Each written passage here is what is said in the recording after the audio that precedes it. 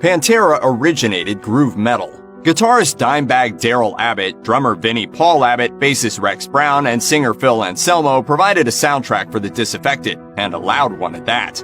This is their tragic real-life story. The members of Pantera were infamous for their hard partying ways, particularly when they were on the road. Their tour rider was basically a virtual liquor store. Backstage, the band demanded liters of whiskey, vodka, and bourbon, plus several cases of beer and bottles of wine. Their production office required liters of booze and a bottle of French wine. On stage, they demanded 2 cases of beer and 2 liters of whiskey.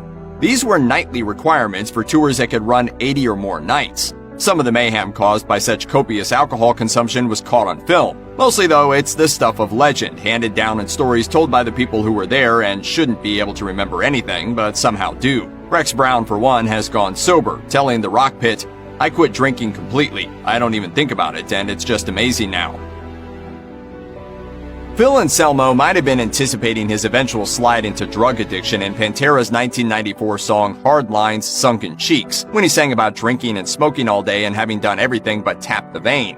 At the time, he was dabbling in painkillers, looking for a way out of his misery. Years of thrashing on stage had left his back a mess. He had a blown disc in his back, which damaged the cartilage around the disc, and playing show after show damaged even more cartilage. He sought medical help, but discovered that the surgery to fix his back required up to 18 months of recovery time, a commitment he was unwilling to make while Pantera was at the top of their game. Anselmo turned to heroin to numb his pain, and he developed a debilitating addiction that nearly took his life. In fact, after one show on July 13, 1996, he shot up too much of the drug and flatlined for 5 minutes before paramedics were able to resuscitate him. He later talked about the experience on VH1's Behind the Music. This nurse leaned over and said to me, "Welcome back to life. You overdosed on heroin." The relationships between Anselmo and his bandmates were never the same after his 1996 overdose. Vinnie Paul Abbott told Blabbermouth that in the aftermath of that incident, Anselmo separated himself from the rest of the band, riding in his own tour bus and only interacting with the rest of the group just before showtime.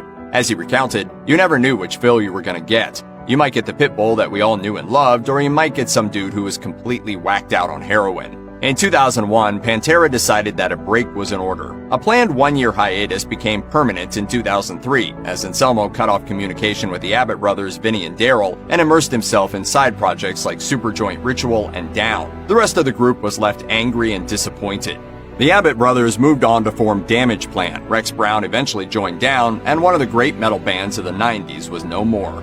There continued to be some sniping in the press, mostly between Anselmo and Dimebag Darrell. The back and forth reached a head in 2004 when Anselmo told an interviewer that Dime, quote, "deserves to be beaten severely." It was a comment that would widen the rift between Anselmo and his former bandmates, a distance that would never be bridged. In 2004, the Abbott brothers band Damage Plan released their debut record, Newfound Power, and headed out on tour. It was their first time getting back in front of audiences in 3 years. On December 8th, the band took the stage at the El Rosa Villa in Columbus, Ohio, and launched into the song Breathing New Life as they had for 33 previous shows on the tour. Dimebag Darrell was headbanging with his hair in his face when 25-year-old Nathan Gale calmly walked onto the stage, pointed his Beretta 9mm handgun at Dime's head, and pulled the trigger. The music stopped and a security guard tackled Gale, who kept firing.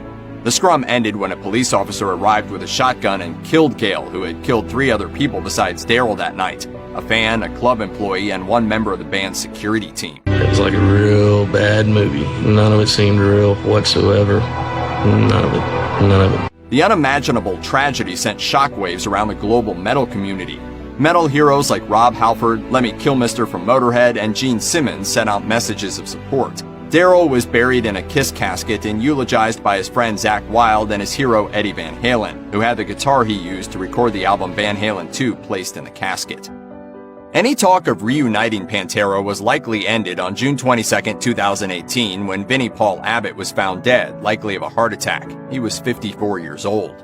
As was the case when his brother Darrell was killed, tributes from the metal community streamed in as the news spread. Among the artists that paid tribute from the stage were Poison, Puddle of Mudd, and Megadeth.